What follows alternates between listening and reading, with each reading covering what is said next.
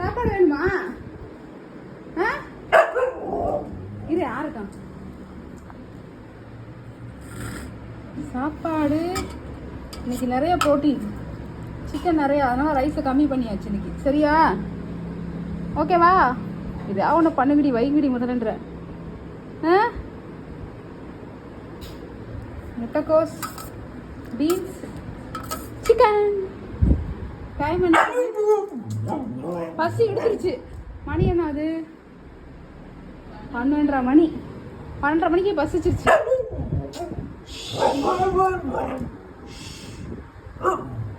6ல சாப்பாடு. 6 சுட சுட சாப்பிட்றியா? வாயில சூடுவா.